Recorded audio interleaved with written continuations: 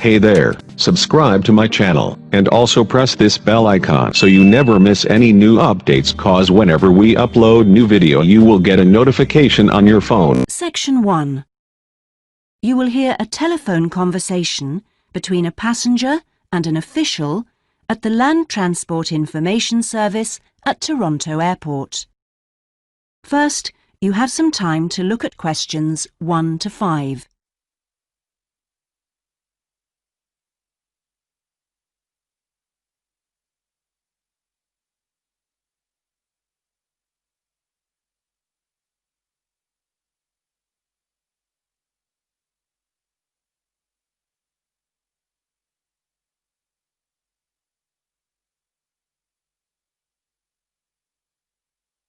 You will see that there is an example that has been done for you.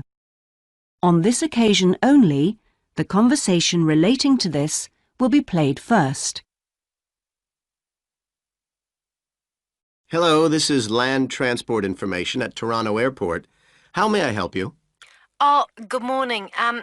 I'm flying to Toronto Airport next week and I need to get to a town called, Milton. Could you tell me how I can get there? Milton, did you say? Let me see. I think that's about 150 miles southwest of here. In fact, it's 147 miles to be exact. So it'll take you at least, say, 3 to 4 hours by road. The distance from the airport to Milton is 147 miles, so 147 has been written in the space. Now we shall begin. You should answer the questions as you listen, because you will not hear the recording a second time. Listen carefully and answer questions 1 to 5. Hello, this is Land Transport Information at Toronto Airport. How may I help you? Oh, good morning. I'm flying to Toronto Airport next week and I need to get to a town called, Milton. Could you tell me how I can get there? Milton, did you say? Let me see. I think that's about 150 miles southwest of here. In fact, it's 147 miles to be exact. So it'll take you at least, say, 3 to 4 hours by road. Wow, is it as far as that? Yes, I'm afraid so. But you have a number of options to get you there, and you can always rent a car right here at the airport, of course. Right. Well, I don't really want to drive myself, so I'd like more information about public transport. Okay. In that case, the quickest and most comfortable is a cab, and of course there are always plenty available, but it'll cost you. You can also take a Greyhound bus, or there's an airport shuttle service to Milton. I think for that kind of distance, a cab would be way beyond my budget. But the bus sounds okay. Can you tell me how much that would cost? Sure. Let's see, that would be $15 one way, or $27.50 return. That's on the Greyhound. Ah, that's quite cheap. Great. Whereabouts does it stop in Milton? It goes directly from the airport here to the city center, and it's pretty fast. But you have to bear in mind that there is only one departure a day. So what time your flight gets in? Ah, of course. Hang on. Oh, we're due to get there at 11:30 a.m. Too bad. The bus leaves at 3:45. So you would have quite a wait, more than 4 hours. Oh, I see. Well, what about the shuttle you mentioned? Okay. That's the airport shuttle that will take you from the airport right to your hotel or private address. It's a door-to-door service, and it would suit you much better because there's one every 2 hours. So how much does that cost? Let's see. Yeah, that's $35 one way, $65 return. So I guess it's a bit more expensive than the Greyhound. Oh, that doesn't sound too bad, especially if it'll take me straight to the hotel. But you do need to reserve a seat. Okay. Is it possible to make a booking right now, through you? Sure. Before you hear the rest of the conversation, you have some time to look at questions 6 to 10.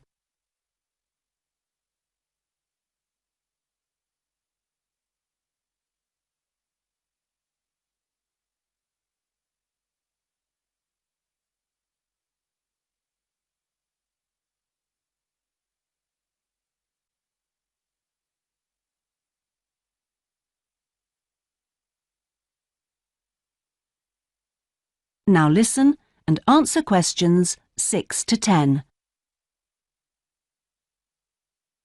Okay, I just have to fill this form out for you. So, what date do you want to book this for? The 16th of October. Oh, no. Sorry, that's my departure date. I arrive on the 17th, so book it for them, please. So that's the Toronto Airport shuttle to Milton. And this is for just one person, or? Yeah, just me, please. Right. And you said your expected time of arrival was 11:30? So if I book your shuttle for after 12, let's say 12:30, that should give you plenty of time to, collect your baggage, maybe grab a coffee. Yeah, that sounds fine. As long as we land on time. Well, we'll take your flight details, so you don't need to worry too much about that. Now, what about the fare? What sort of ticket do you want? One way or? Yeah, that'll be fine, provided I can book the return trip once I'm there. No problem. Just allow a couple of days in advance to make sure you get a seat. And what is your name, please? Janet Thompson. Is that Thompson spelled with a P? No, it's Thomson. Okay. And you'll be coming from the UK? What flight will you be traveling on? It's Air Canada flight number AC936 from London Heathrow. Right. Now, do you know where you'll be staying? We need to give the driver an address. Yes, it's called the Vacation Motel, and I think it's near the town centre. Anyway, the address is 24 Kitchener Street. That's Kitchener Street. That's fine. Right, so that's $35 to pay, please. Have you got your credit card number there? Yes, it's a Visa card, and the number is 3303 8450 2045 6837. Okay. Well, that seems to be everything. Have a good trip, and we'll see you in Toronto next week. Yes, bye. Oh, thanks for your help. That is the end of section 1. You now have half a minute to check your answers.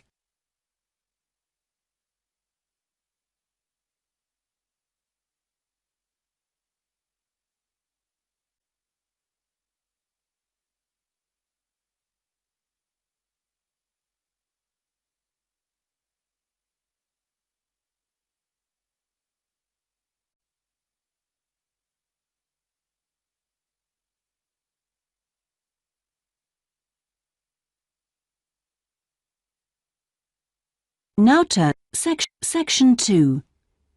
You will hear a representative from a holiday company called PS Camping giving a talk about the holidays the company organises.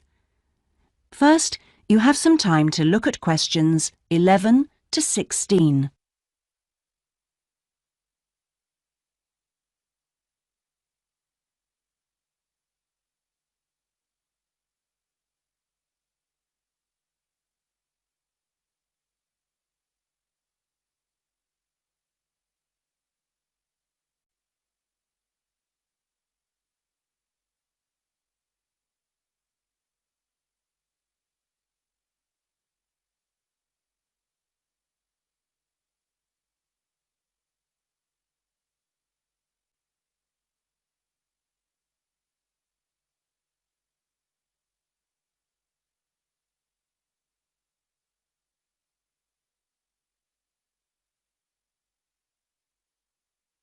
Now listen and answer questions 11 to 16.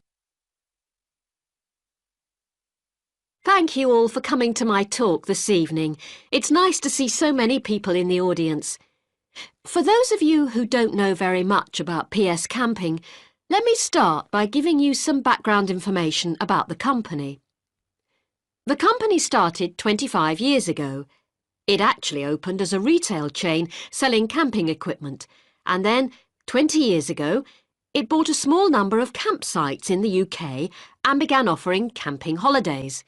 The company grew rapidly and has been providing holidays in continental Europe for the last 15 years. If you book a camping holiday with us, you'll have a choice of over 300 sites. In Italy, we now have some 64 sites that we either own or have exclusive use of. France is where we have the majority of sites, and we currently have a project to expand into Switzerland. We also have a number of sites in northern Spain, particularly in the mountainous region of Picos de Europa. We've upgraded all these Spanish sites and improved them considerably from their original 3-star rating. We believe our holidays offer superb facilities for the whole family. Parents who want their children to be fully occupied for all or part of the day can take advantage of our children's activities. These are organised by our well-qualified and enthusiastic staff. Each day kicks off with a sports match, perhaps football or volleyball, followed by an hour of drama for everyone. This may include singing or dancing, mime or other activities. In the afternoon, there's a different art activity for each day of the week, including a poster competition or model making. What's more, our sites are truly child-friendly, and with this in mind, we operate a no-noise rule in the evenings.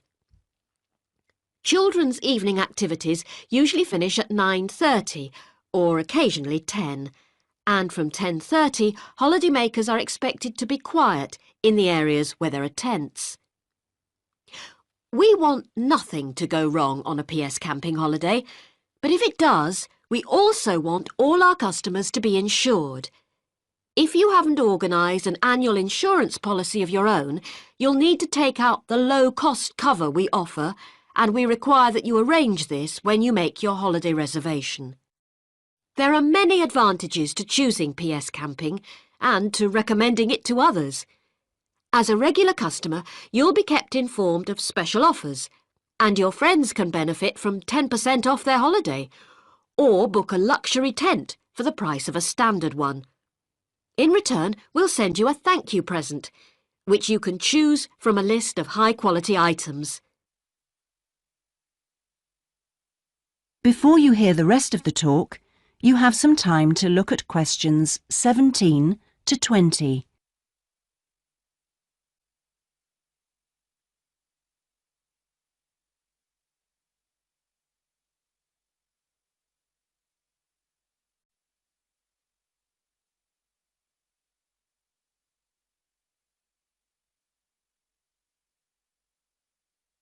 Now listen and answer questions 17 to 20. When it comes to our tents, these are equipped to the highest standard. We really do think of every essential detail, from an oven and cooking rings fuelled by bottled gas to mirrors in the bedroom areas. If you don't want to cook indoors, you can borrow a barbecue if you ask in advance for one to be made available. And there's even a picnic blanket to sit on outside your tent. Inside, a box of games and toys can be found, and children's tents can be hired if required. All tents have a fridge, and if you want to spend the day on the beach, for example, ask for a specially designed PS Camping cool box, which will keep your food and drinks chilled. There are excellent washing facilities at all our sites, with washing machines and clothes lines in the central areas, along with mops and buckets in case your tent needs cleaning during your stay. All sites have a cafe and/or a shop for those who'd rather eat in than dine at a local restaurant. That is the end of section 2. You now have half a minute to check your answers.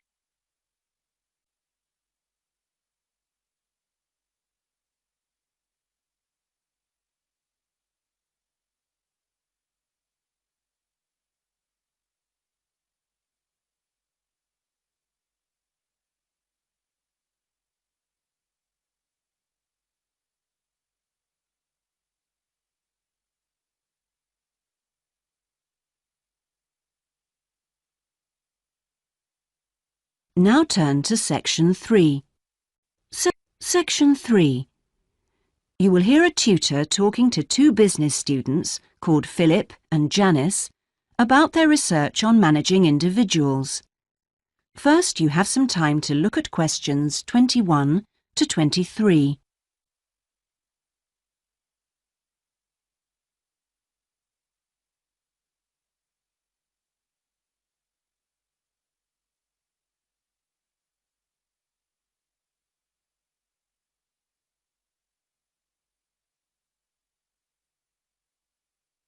Now listen carefully and answer questions 21 to 23. Well, you've both been looking at different styles of managing individuals in companies and the workplace. How's the research going, Philip? Well, I've been looking at why individualism, individual differences, are such an important area of management studies. When you think about any organisation, be it a family business or a multinational company, they're all fundamentally a group of people working together. But it's what these individuals contribute to their places of work that makes you realise how important they are. Of course, they bring different ideas, but it's also their attitudes and their experiences of learning. Diversity is important in these areas too. So why do people behave so differently from one another at work? There are lots of reasons, but research has shown that a lot of it comes down to personality. And the other factor is gender. It's a well-known fact that men and women do lots of things in different ways, and the workplace is no different. Did you look at the effects of this variation on companies? Yes, I did. On the positive side, exposure to such diversity helps encourage creativity, which is generally an asset to a company. But unfortunately, individual differences are also the root of conflict between staff, and they can lead to difficulties for management, which can sometimes be serious. Before you hear the rest of the conversation, you have some time to look at questions 24 to 30.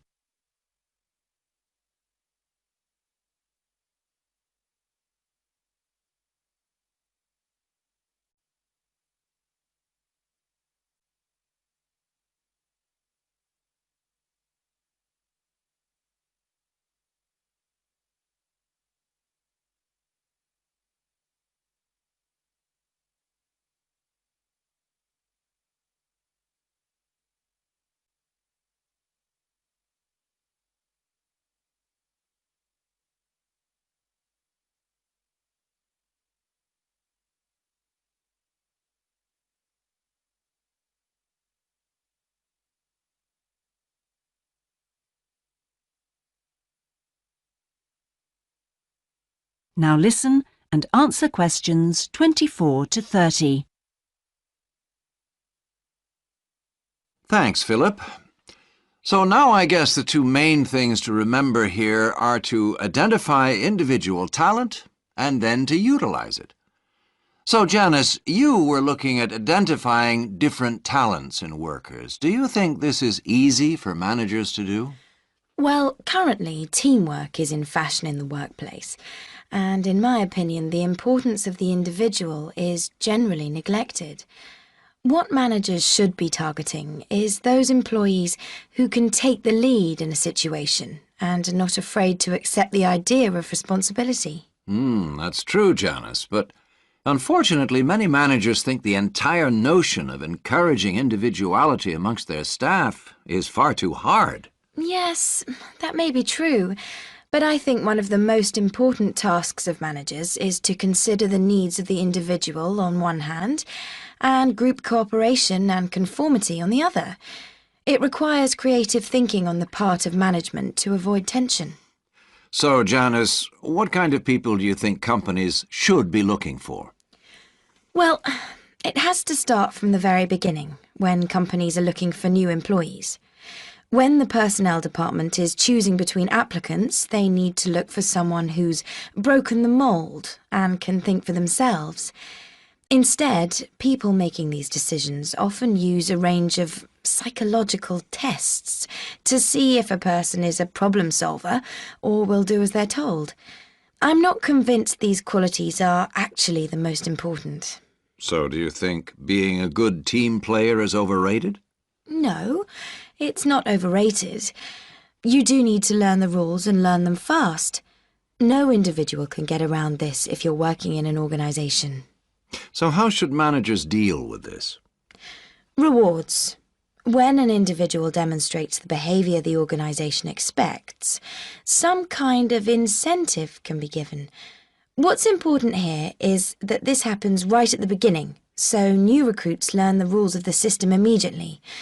Also, the incentive should be something the individual actually wants, and this isn't always just money. To come back to you, Philip, you were saying that recognition of good performers is essential. Now, what else should managers be looking for?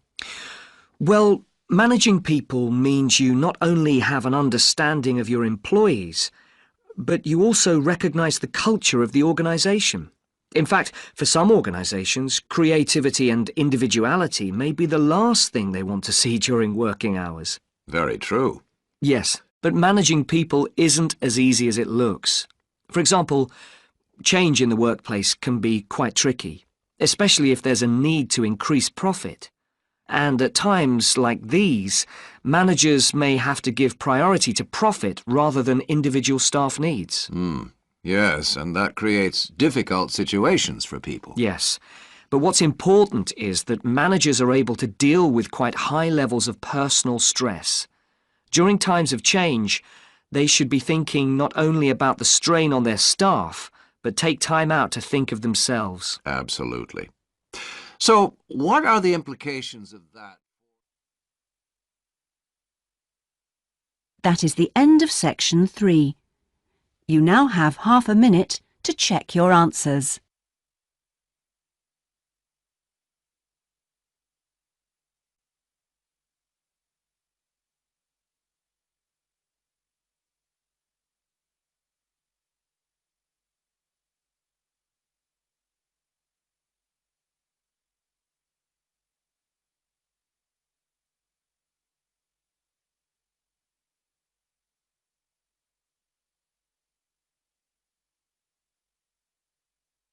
Now turn to section 4.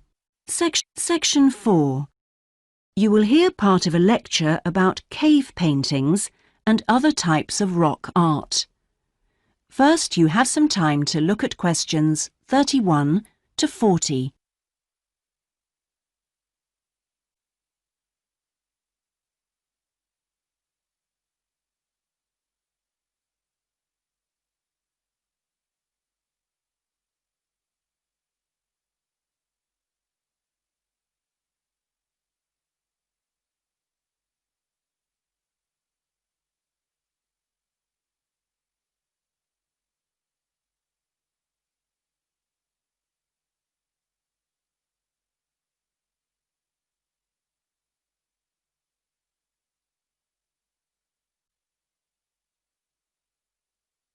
Now listen carefully and answer questions 31 to 40. Good afternoon, everyone. This is the first seminar in preparation for our archaeological fieldwork in Namibia. We are fantastically lucky to have received partial research funding for this trip from our institute, so I shall expect 200% attention and participation from you all. 200% attention and participation from you all. First, in this seminar, I'm going to give a brief introduction to contemporary research on rock art. And in the second part, I'm going to give you some do's and don'ts for our fieldwork trip in April. So please listen very carefully. I'm first going to focus on the interpretation of rock art in Namibia. We are very fortunate to be going to an area where you can find some of the most important sites in the entire world. And I hope to show you how easy it is for everyone to make mistakes in looking at cultures which are different from our own, the first and most important lesson we have to learn. In Namibia, there are both paintings and engravings.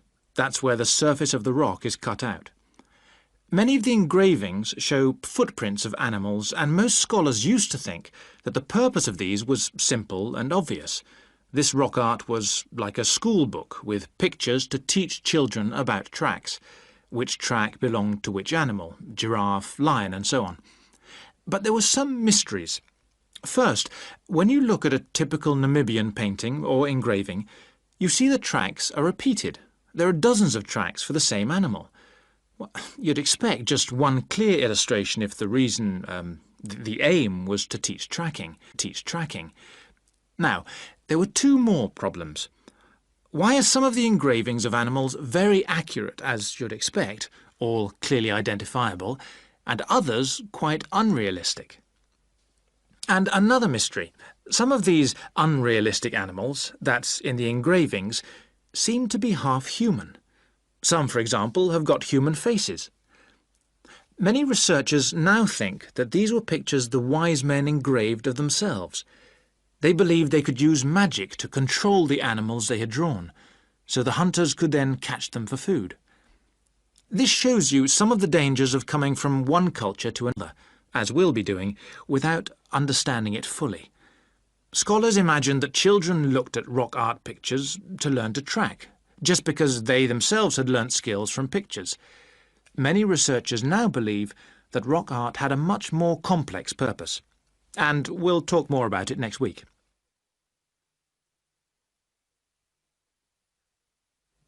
Now, before I invite you to join in a discussion in this second part of the seminar, I'd like to make some very important points about our fieldwork, and in fact any field trip to look at rock art. We're going to a number of sites, and we won't always be together. The single largest problem faced by people who manage the sites is, yes, I'm sure you've guessed, damage caused by visitors, even though it's usually unintentional. Whenever you do go to a site, don't forget you can learn many things from observing at a distance, instead of walking all over it. This can really help to reduce visitor pressure. People often say, well, there's only 2 of us, and just this one time. But maybe thousands of people are saying the same thing. And then some basic rules to guide you. We'll have our own camp near a village, but remember never to camp on a site if you go on your own. It may be disrespectful to the people of that culture. And certainly don't make fires, however romantic it may seem. It's really dangerous in dry areas, and you can easily burn priceless undiscovered material by doing so. So, how are we going to enjoy the rock art on our field trip? By looking at it, drawing it, and photographing it. Never by touching it or even tracing it. Art is fragile and precious. Remember that climbing on rocks and in caves can destroy in a moment what has lasted for centuries. So, no heroics in Namibia, please. Try to be extra careful and help others to be too. Oh, and lastly, please don't even move rocks or branches to take photographs. You should leave the site intact. I'm sure I can rely on you to do that. Well, that's about all I want to say before today's first discussion. But if you have any questions, please ask them now. Oh, and don't forget you'll find some fascinating information about worldwide sites on the internet. Right, first question then. That is the end of section 4. You now have half a minute to check your answers.